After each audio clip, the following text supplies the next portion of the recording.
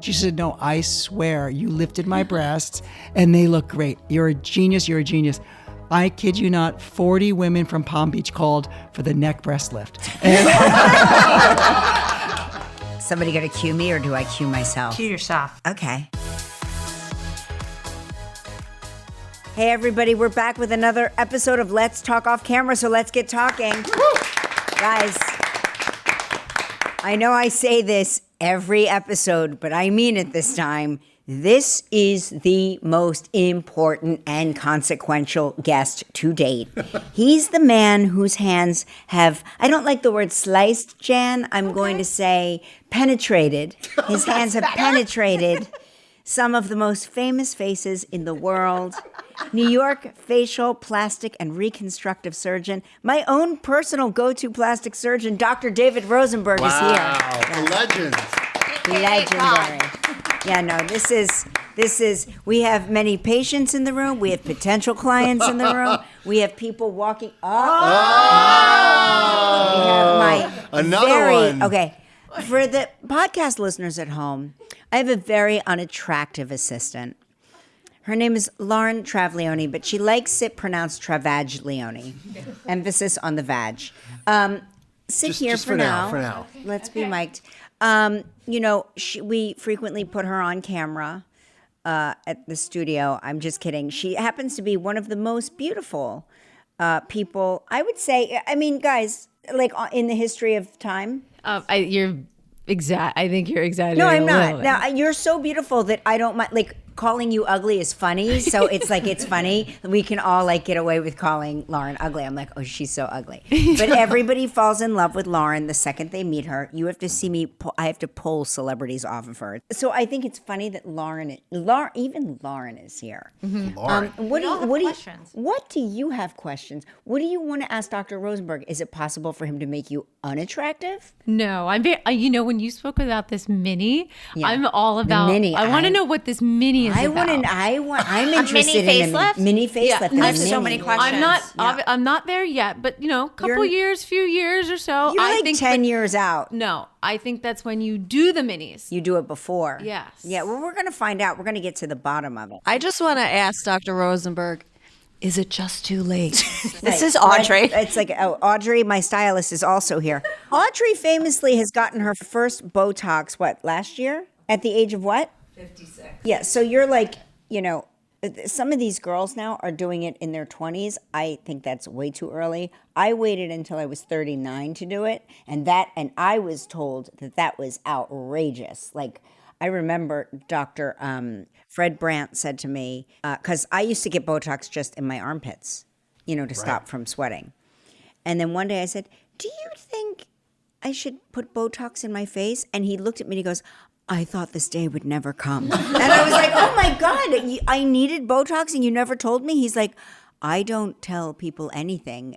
I wait for you to come to me. So there's like there's a sweet spot, but the fact that you didn't really need it, your only problem is that you go into the sun and you do not put on sunscreen, which is a whole other thing. We'll have Dr. Rosenberg talk to you about that. Kelly Burkhart is back. But my face and neck are here. What are your questions? neck And is so here. many. First of all, if he wanted to do surgery, I'd lay down right now on the Me floor. too. with I've nothing. got I sharp don't care. knives. I've got a couple of I razor am ready to blades. go.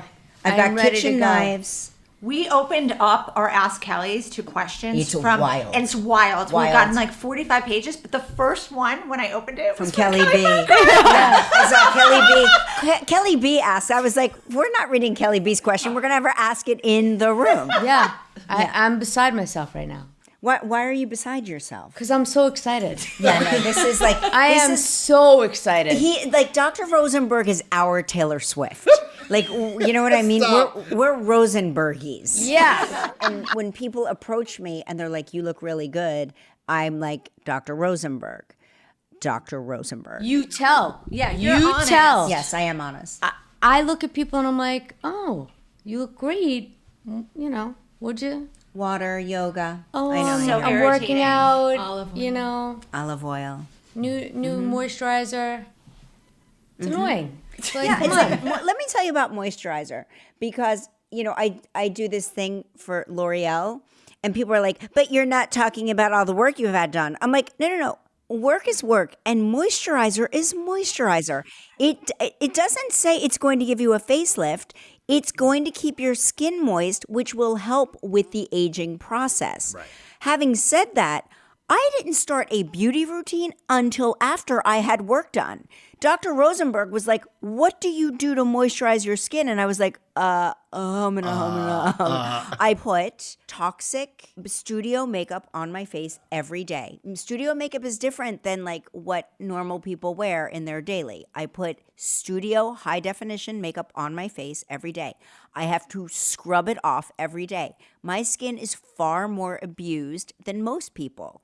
And so I have learned from my Dr. Rosenberg sessions, of which, let me tell you, the first time I went to him, he sent me away.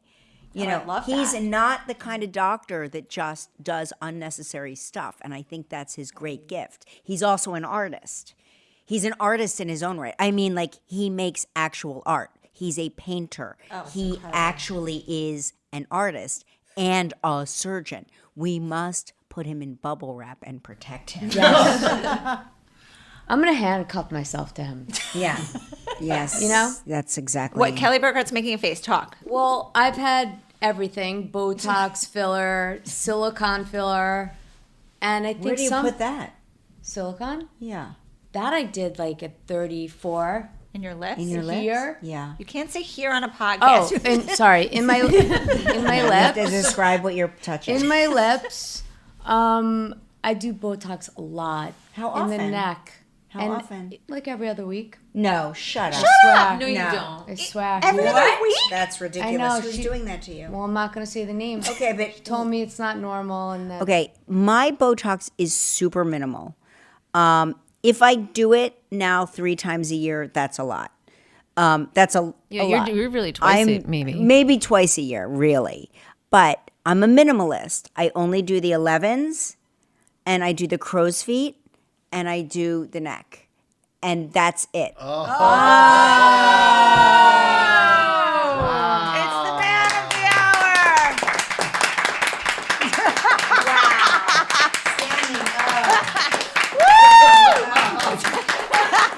God, I'm blushing. Ladies and gentlemen, David Rosenberg just walked into the room. We have so many questions, and this will be our biggest podcast. I can say this easily We had so because many people write we in. had a Ask Kelly questions for Dr. Rosenberg. It's a portion of our podcast where we have our audience ask questions.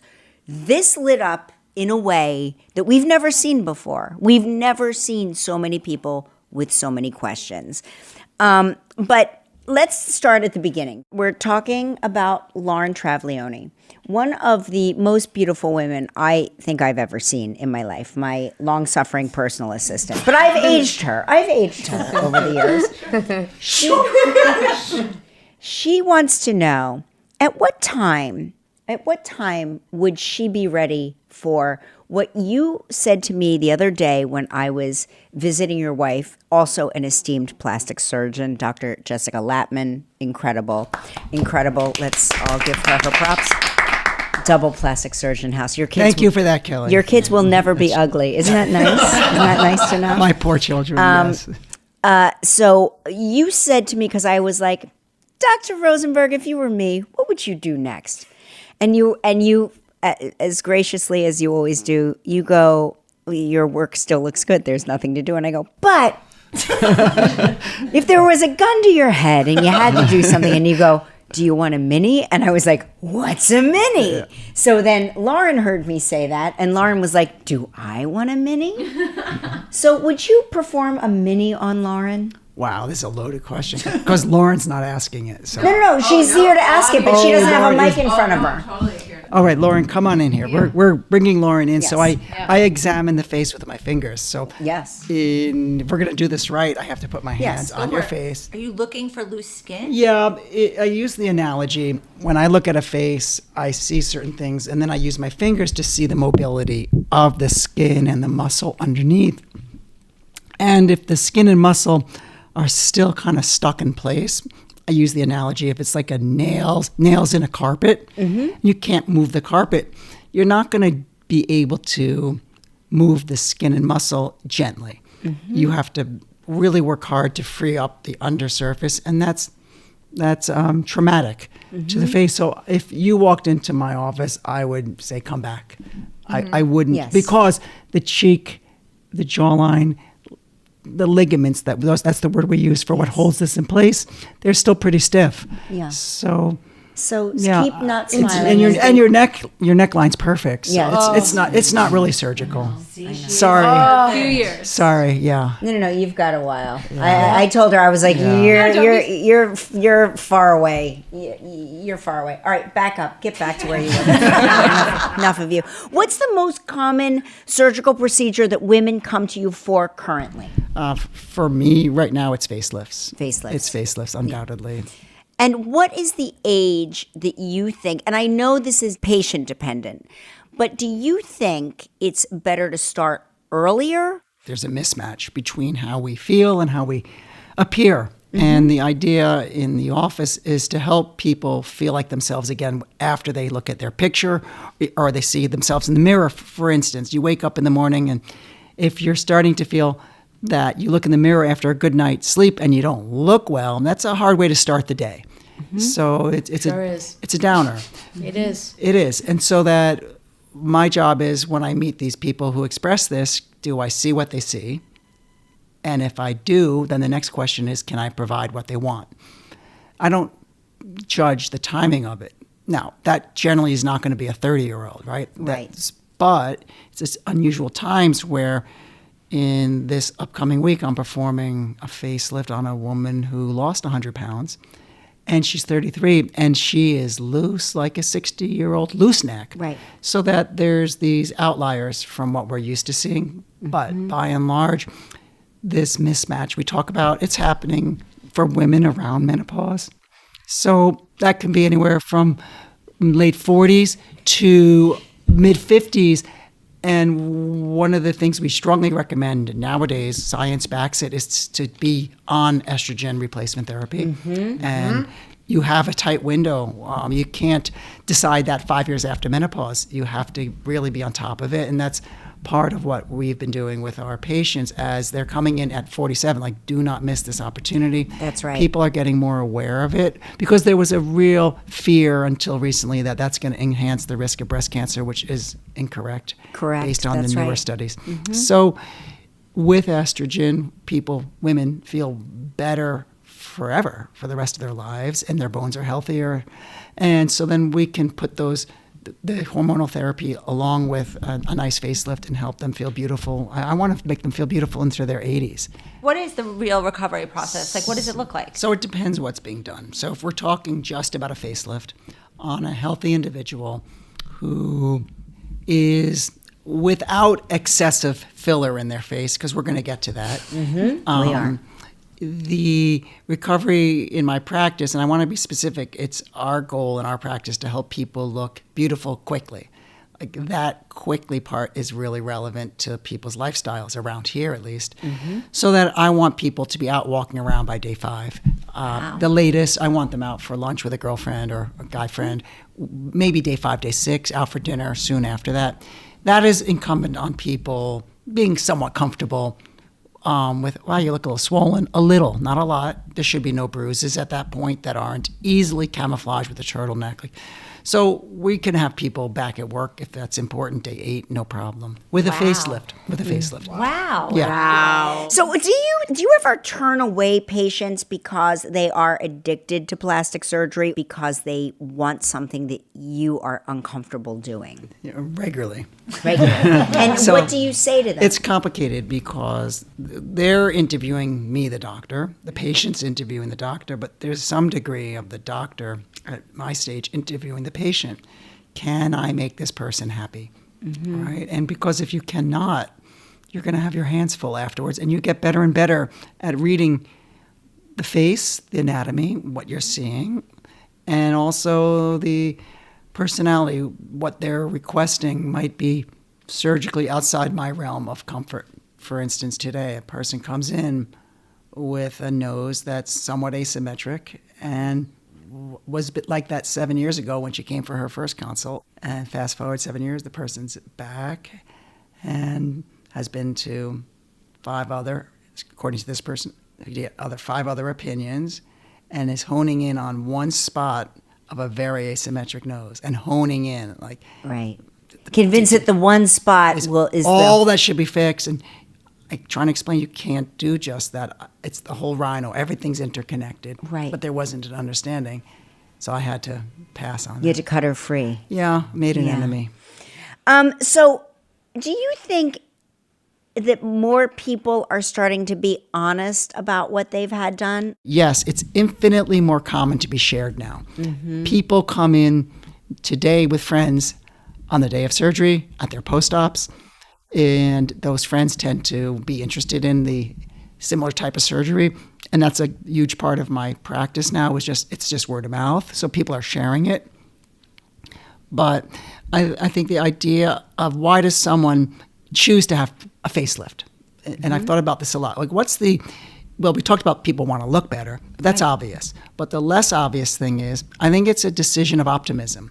I think it's that people, and let's talk mostly about women right now. 'Cause Yes. I'd say 90% of the surgeries are women. I think it was 95 a little while ago. It's Right. definitely, the number of men doing this has gone up a lot, but still it's a women's majority. Yes. And I think it's a decision that, I'm going to go through a week or two of stress, a little discomfort, but I'm so excited for the decade or two ahead that I want to look beautiful. I want to feel beautiful to myself. I don't think it's for anyone else. And that's a big decision of optimism, that I have a lot to look forward to, that I'm not done being my best. Yeah. And so people like to share that. And when they do, it's so much more fun in my observational mode.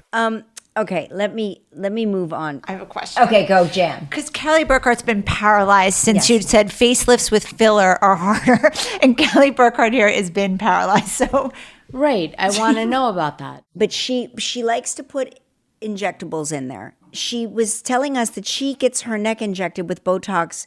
Be honest, how often? Like every other week. Just to Okay. hold it up here. It's not, but in my Okay. brain, And how come you've decided not yet to have surgery? only like out of fear and I'm scared. And Okay. I'm overdue. Okay. Way overdue. Well, I don't think you're overdue aesthetically.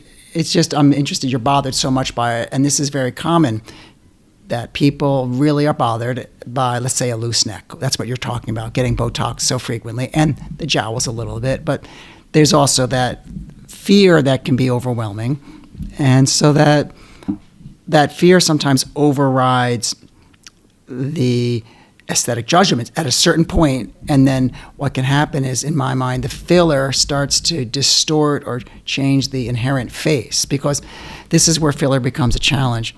Filler is marketed as dissolving, let's just say, within a year. Okay, now some do, but there's some that will be said to be dissolving in 2 years, and we know they're there 15 years later. So that when you think about, as a patient, my doctor says it's going to be gone in a year, and I go back in 9 months and 80% of it's still there, you start building up more and more and more incrementally, like a glacier, because the first injection hasn't melted and now you have more. So that I would be fascinated to see pictures of your face from 10 years ago or 15 years ago and see, is the bone structure more evident? And I would imagine it would be. And Yeah. so that when I go in that operating room and I'm going to try to restore your architecture, there's a cushion of filler in between where I'm working and the skin. Just So you scrape it. clean that out? Well, out? yeah. So you do, but it holds water. And so filler, to some degree, is a water retainer. So it creates infinitely more swelling. So that where I'm getting to is we want to melt the filler beforehand. Okay.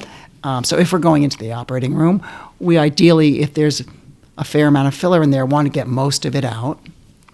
Now, some of it is almost not dissolvable. And there's one particular type, we don't need to use names, but I think I have it. which one is that? Silicone. Well, silicone is absolutely not dissolvable. That's permanent, but you knew that going in. Yes, I did. Right. So the other ones being used today, some of the hyaluronic acid fillers really don't melt away. So in the operating room, I actually scoop them out. Okay. Yes. Yeah. So you're going to get scooped, Yes. and then you're going to get your curtains rehung. That's what I like to call it, Exactly. rehanging the curtains. I always think of it as like, if your curtains are like hanging long, what are you going to do? Wait for them to hit the floor? No, you're going to rehang them. That's interesting analogy. I do something very similar, which I talk about the bed sheet. Yeah. And we tuck in the bed sheet and it gets really smooth. So you tuck in, let's say you're putting on a cinched bed sheet and you cinch the left side, it's tucked in, and you pull it against that fixed point and you smooth it out under the right side.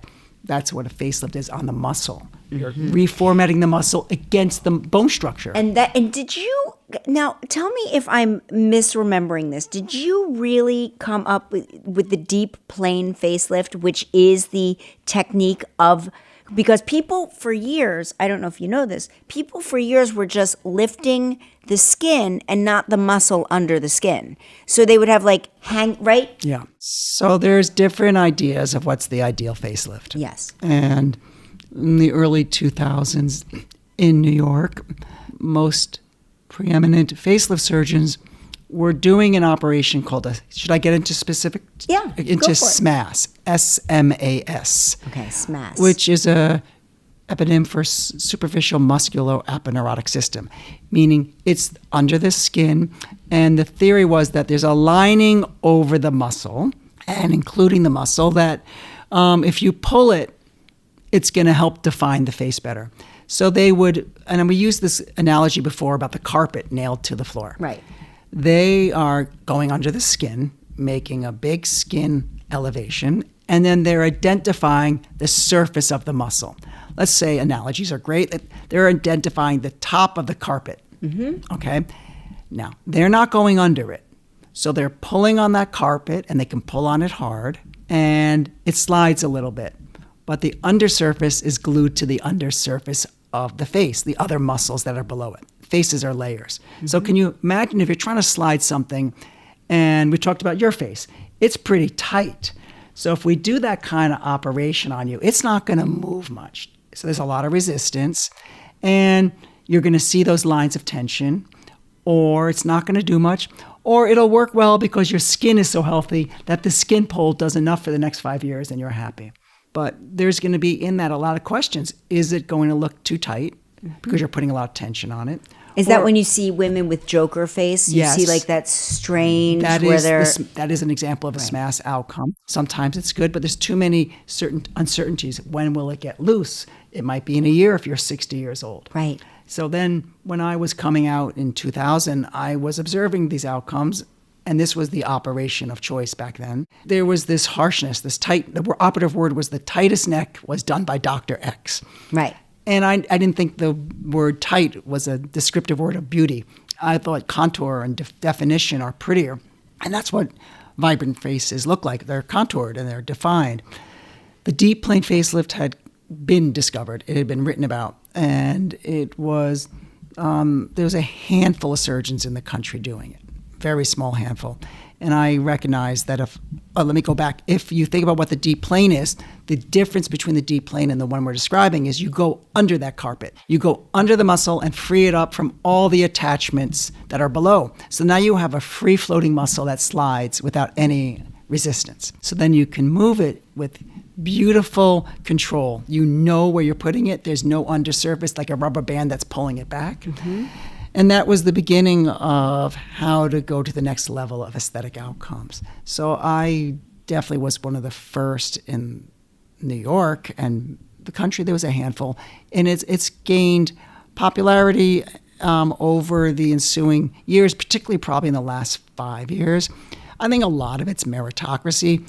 People see outcomes and they're like, I want that outcome. Right. And they start to say, who did it? And it so happens that by and large, the people who are doing deep plane facelifts, their work's more beautiful in this modern age where people want to look normal and refined and at the same time like themselves. Let me ask you about this. I'm watching on social media. There's a lot of like, I don't even know if they're plastic surgeons or dermatologists, but they're constantly weighing in on what celebrities have had what done.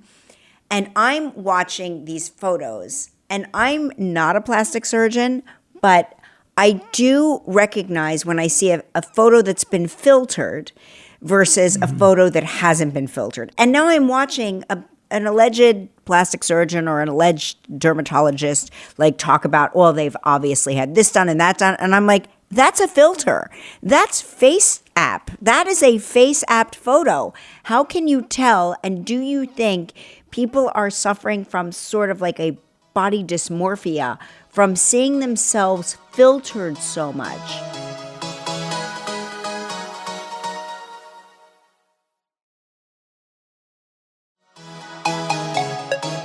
Do you think people are suffering from sort of like a body dysmorphia from seeing themselves filtered so much on their own social media that when they look in the mirror and they don't see the actual filtered face, is that creating some sort of unrealistic panic or unrealistic idea of what they believe they can look like?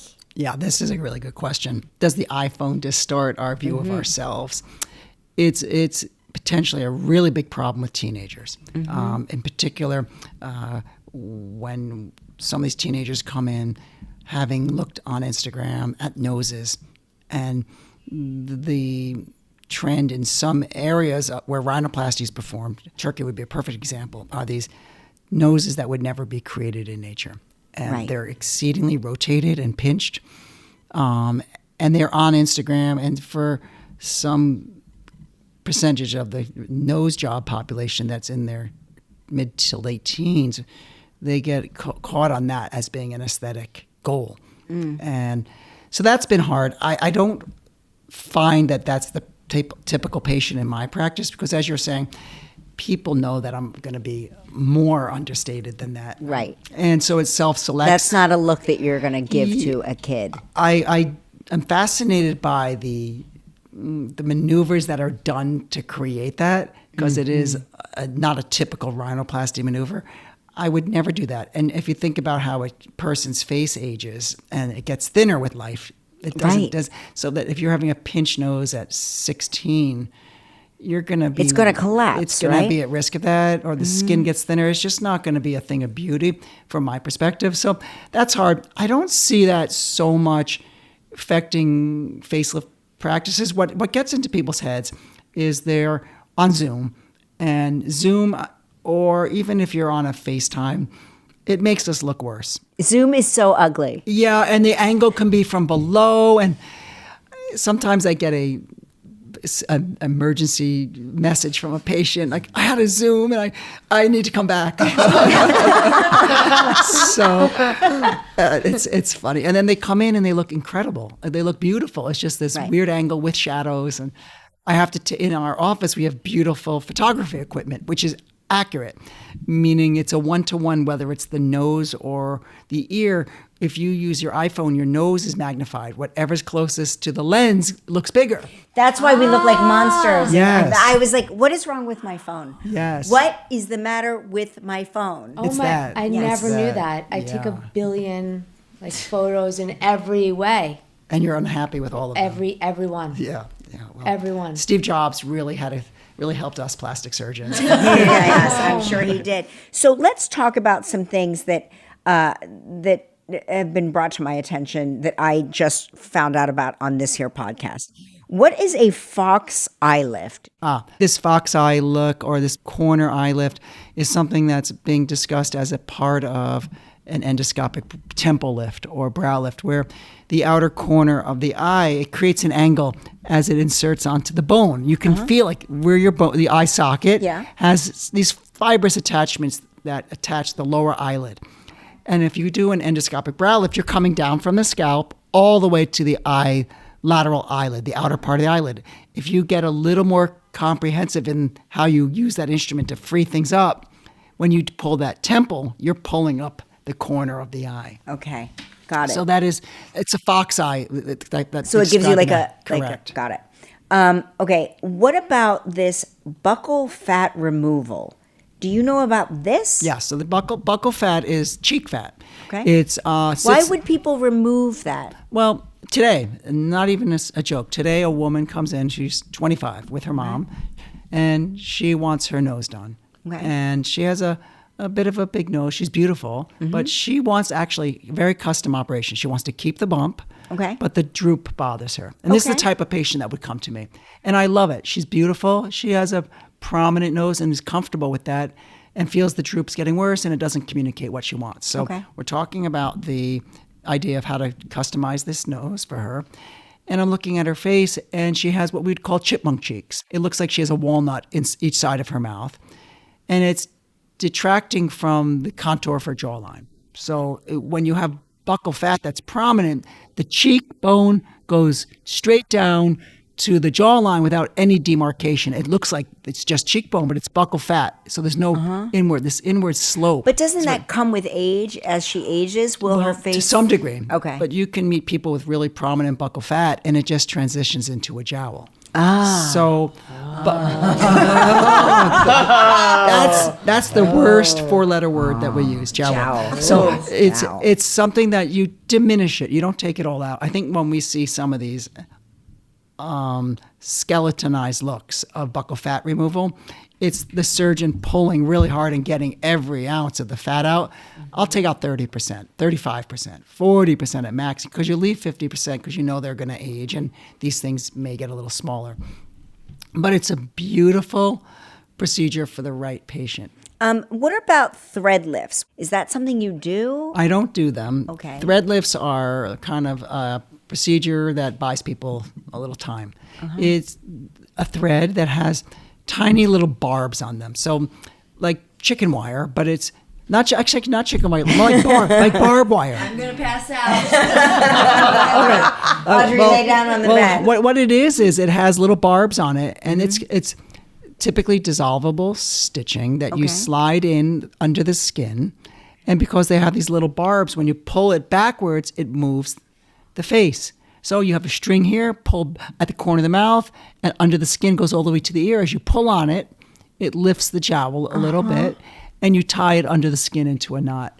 And Now, can you see it? no, it's hopefully deep enough. I think that you have to, as a facelift surgeon, where it's so extensive, a lift, meaning you're freeing everything up. Right. You giggle a little bit Right. at the idea that one fishing line size string or two or three can actually do anything.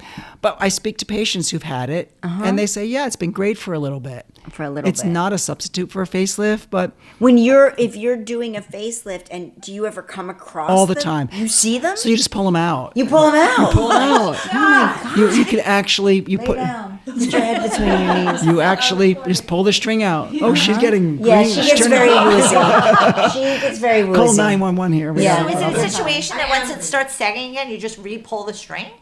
No, they melt away. Oh. So that you would put Wow. new, yeah. So what about lips? Like I keep hearing about the lip flip. That's a surgery, right? So there's two different things. The lip lift is a surgery. Okay. So that's an incision under the nose, and it is designed for people with, for instance, pencil thin lips. Some people naturally have them, or as they age, they don't see a pink lip on the upper part. So the incision under the nose is a place where you can cut away skin. And then as you close that, the lift comes up. It's a literal. Should I do that? Not yet. Not yet, but you'll No. tell me when. Yeah. You promise? I promise. All right. People want to know about brow lift versus blepharoplasty. Okay. Okay. So I love the endoscopic brow lift. So a brow lift historically was very scary for people because it was a scalp incision from ear to ear. Okay. And when that was done, there was the concern of hair loss and persistent numbness and a big scar. That's all gone away, meaning no patient is going to tolerate that. So it's almost no doctor is going to do that, right? So now over the last 20 years, I've been doing an endoscopic. Endoscopic, it means by scope. Like a knee surgeon puts a scope in the knee and does an ACL repair, which historically was a giant incision, or a meniscus tear, for instance, that kind of thing. So this is done without visible scars, and it allows you to redrape the brows if you do it correctly in any direction you want. Some people fall down and in, so you lift it up and out to counterbalance. Other people fall straight down. You can lift them in that direction, and we use it in a way that before surgery, I'll put the patient in front of a mirror, use my fingers, and get their stamp of approval, how they want those brows shaped. That goes along with blepharoplasty. So blepharoplasty is the word for eyelid surgery. And you can do upper and lower blepharoplasty. Upper eyelid surgery is upper blepharoplasty, lower is lower eyelid.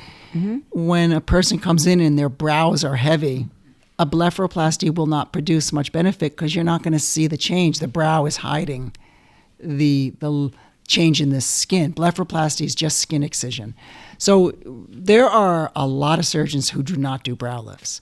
It's technically challenging to learn, and they say, well, they often will say they don't work, but they work beautifully if you know how to do them. So you just have to put the two together and do a blepharoplasty and a brow lift together in certain instances. And is that known as the ponytail facelift? Notice I'm in a ponytail today. A ponytail facelift is a specific maneuver from the endoscopic going into the cheek from above and getting a little bit of a cheek lift out of it. So is that like a mid facelift? Yes. Okay. Or one would call, some of these people would call it a mini lift. It does a little bit in the cheek area. Okay. From above, from in the hairline. Okay. Yeah. Yes, you had a question? Here, sit here and let Dr. This is- Rosenberg look at your neck. Because No, this I mean, is- he sees it. You No, can but- see it. no, but We're he's about to gonna- do a consult here. Yeah, on- you're just on- going to because this is your future patient. I've been showing you pictures of her for at least 5 years. Well, what you're bothered most by is right here, this loose neck. Yep. Okay.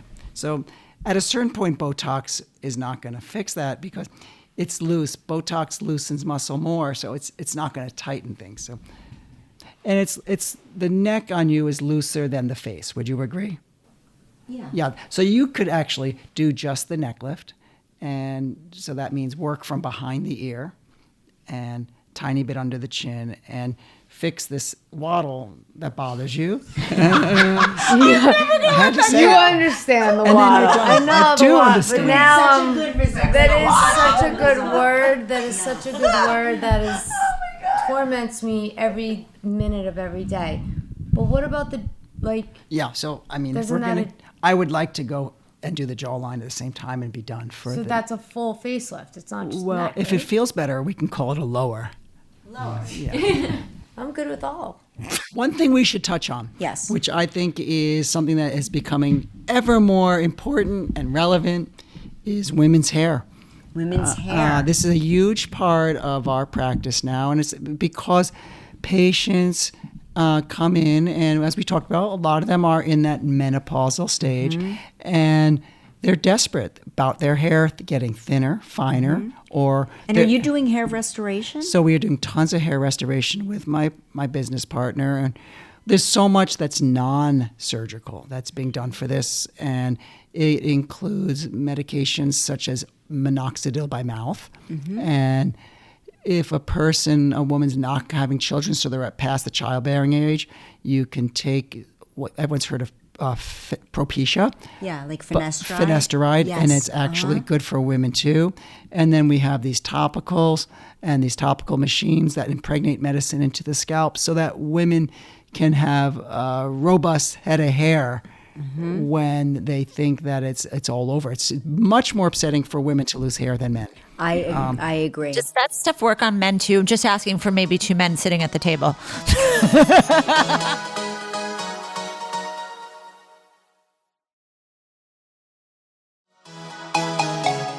Does that stuff work on men too? Just asking for maybe two men sitting at the table.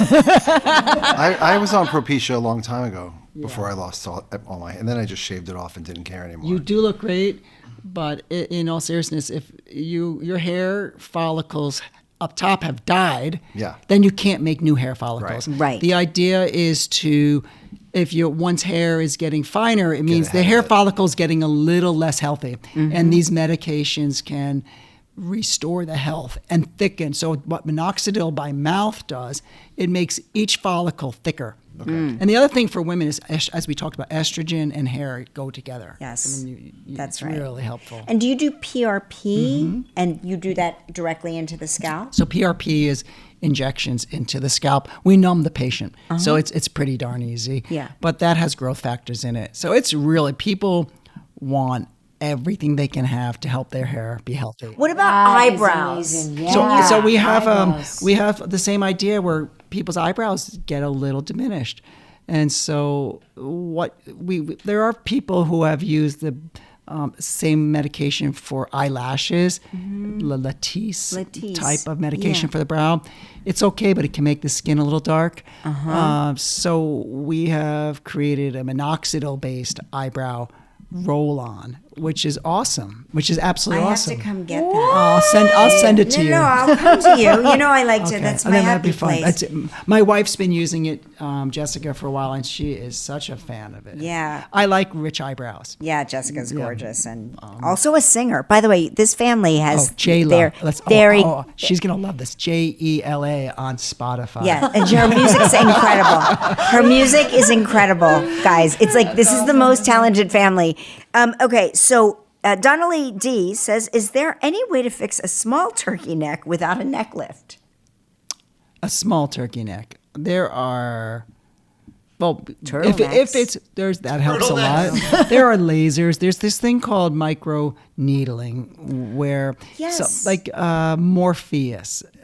We don't do this because our office is the end of the line. Let the dermatologists perform all their craft, and I think these are all about delaying the inevitable. So, Morpheus or another type of micro needling, which has radio frequency waves, can tighten things a little bit. I think threads can help a little bit. There's only one direction that neck's going. Yeah, the neck. Right? Yeah. I think, listen, people say, does exercise help? I think good muscle tone helps. So, Although I will say that the connection between like your muscle banding in your neck and your ab tightness is a direct correlation. I know, that's the problem. That's the problem. Because when you're doing ab work, your neck is contracting. I know, it's a real problem. I now try to work out without moving my neck at all, and it's ridiculous. Okay, what is the best affordable hair transplant, says MIVCPOD? Oh, wow. So, I mean, a hair transplant is essentially taking hair from the back of the head, which in most individuals will never fall out, moving it to the front of the head, hair by hair, and because you've taken this different type of hair that never falls out, you have it in the front of your head the rest of your life. It's quite brilliant. The artistry in it is doing it in a way that it looks like it was never done. Now, there's people who regularly will leave this country and go for a very affordable hair transplant in Turkey. And it's gotten a lot of attention. And listen, you can have magnificent outcomes. I think the price structure is infinitely cheaper than the United States. Okay. So that I've heard numbers with the flight and the hotel and the food and the surgery, something in the $4,500 range. Quite remarkable. Wow. Wow. Just tells you. Now, listen, Hey, Seth, am I booking a flight to Turkey? in terms of the United States, you're going to have to hunt around for a great doctor. Yeah. It's expensive, right? In our office, you're going to be looking at around starting in the 20 easily. Yeah. Because it takes a whole day. I mean, this is not not a nothing. simple thing. There's three humans involved all day, and it's a lot. So, but it's worth it. Kath V says, what are the best fillers, and I know you don't do this, for above the lip wrinkles, and how long does it last? Do you know anything about that? Above the lip wrinkles are a tricky one because it's very expressive there. When you pucker your lips, blow a kiss, that muscular activity squeezes the filler away. So the best fillers are probably the Restylane versions because they're smooth and they're dissolvable. That's my take.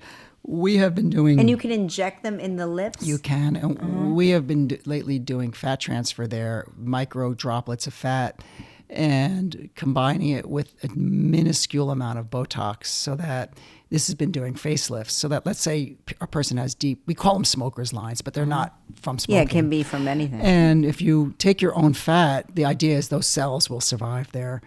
But we put a tiny bit of Botox in to prevent the expression during the healing process.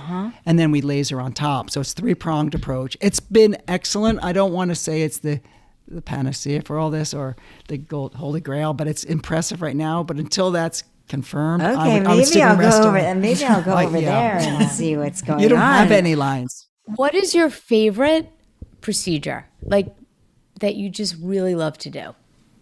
Facelift. a loose neck, that jowly jawline on a beautiful bone-structured individual who's taking great care of themselves throughout their life and has a lot of great life ahead of them and just feels less like themselves than they want to. And they're wonderful to work with. They come in happy afterwards and they move on and celebrate. That's the dream. I love The that other answer. thing that comes close or is equivalent is, and maybe it's more impactful, is a rhinoplasty on a pre-college individual whose self-esteem is intertwined with the size of their nose. And sometimes you see really large noses that are crowding their mind. And if you ask some of these teenagers, well, how often do you think about your nose? Like, this is before surgery, during the interview. The parents in the room, let's say the parent's not really fully supportive. And so I prefer to speak with the young individual, not the parent. So I say to them, how often do you think about your nose? And they'll say, 100 times a day I think about it. I think about it when I'm in a car and there's someone next to me and I don't want them to look. I think in the classroom. I think when I'm at the theater. I think about it every single time I take a picture. So then the parents go, wow, I had no idea. And you then do this nose job, and soon after, you have this smile on this young individual. That's lifetime. That's You're talking life-changing. 80 years. To free That's somebody from life-changing. that Freedom. intrusive thought. So that's 80 years really- later, they're wow. still benefiting from it. So Wow. that's Wow. really something else. What are the best options besides fillers for Ozempic face? So Ozempic face is face that gets thin after massive weight loss. This is a new phenomenon that we're all seeing. A facelift. Facelift. Yeah, facelift. Fat transfer. Fat transfer. Yeah. Okay. After they got rid of all the fat. Well- Yeah. more Now fat. you gotta take. Yeah. There's a little. There gotta be a little You fat don't left need that over. much fat. You need Yeah. a little bit. Yeah. Where do you take the fat from? Generally, I like to take it from the hips. It's very safe to take it from there, or around the belly button. What about the full body facelift? When are you going to do that? You could get the knees and pull all the way up, like all the way up. That would be something. Yeah, and like the skin on the stomach, pull that all the way up. We had a well-known New York socialite come in years ago, and I did her facelift, and she came back at week 1 and said, "Doc, you lifted my breasts." And she was like, "They look great." It was a facelift. I said, "I didn't lift your breasts." She said, "No, I swear you lifted my breasts and they look great. You're a genius. You're a genius." I kid you not, 40 women from Palm Beach called for the neck breast lift. And, that was so funny. And I had to let every one of them down. That's how you make for an unhappy group of people.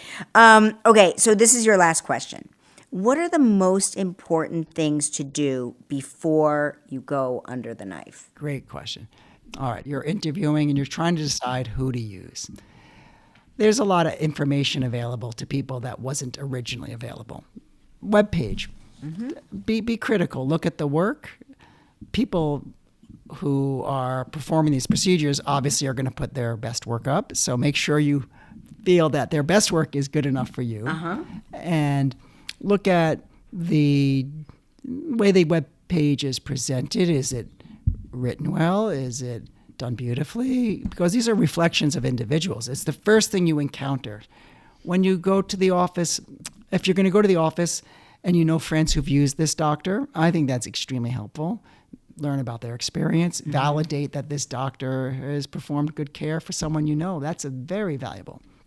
Look at the office itself. Look at the presentation of the office. Look at the staff and how they greet you. Look at the bathroom. Is it clean? Like everything. One of the things I talk about a lot that people don't seem to think about, most of these surgeries are performed in office operating rooms. That's a lot of responsibility on my shoulders. We have 2 operating rooms. They're accredited by the state. And we have 2 anesthesiologists at least, all board certified, trained at Columbia Medical. Like, we take this as seriously as a hospital would. I would welcome a patient to take a look at my operating rooms. Go look at some others, and on Monday it's an exam room, and on Tuesday it's an operating room, so that people are walking in off the street with their dirty shoes and seeing the doctor on Monday, and then it gets converted the next day. That's not ideal, and that patient should know that. They should be aware of that. Good advice. I think look at the recommendations that the doctor presents to you. it's in a city like New York, funny enough, there's a lot of surgeons, but most of the work is done by just a few of us, and so that people don't go and meet 30 of the 2,000 plastic surgeons. They might meet 3 or 4, and even that seems like a lot. It's just interesting how it always did narrow down to a handful of doctors. So, but in a smaller town, it might be harder. It might be harder to have a choice like that, and you need someone who does a lot of these. If you're going to have a facelift, it takes a lot of experience to become a master, or make sure that younger doctors being overseen by a master. Thank you so much for doing the podcast. It's my pleasure. Really appreciate it. This was great. Thank you for coming in. This is going to be the most. We were for joking sure. before, the most consequential guest. But definitely go to drdavidrosenberg.com. Yes, David Rosenberg, drdavidrosenberg.com. Also, you can follow him on Instagram at Dr. David Rosenberg. And I've got to tell you, you've changed my life. Thank you. You've changed the lives of all of my friends. And you are going to change the life of a handful of my other friends that have not had the privilege of being in front of you. But I can tell you 100% that everybody I know that has been to you, and all of the people that had referred me to you, all are 100% satisfied 100% of the time. That is a very rare thing to hear, where everybody goes to the same person and everybody is satisfied. And like I said, it's not just the artistry, it's not just the natural look, it's not just that thing, it's your humanity and your kindness, and knowing that I'm not being upsold, knowing that you're not trying to talk me into anything. Well, thank you for those kind words. I take them to heart, and I'm honored that I got to take care of you and your friends. It's a lot of responsibility, and I take it seriously. Plastic surgery. Yeah. He really is. Really made it seem like something lovely to do for yourself instead of something terrifying to do for yourself. I feel wow. that's a dream. That's what it should be. I'm just so glad you were born and that you found your calling. I really am. You found your calling, Jesus. and we're all blessed. Thank you for being here, Dr. David Rosenberg. Everyone, don't try to get in anytime soon. And that is it. I mean, what more do you want from us? For God's sakes! Can't wait to talk to you all off camera next week. Bye bye, everybody.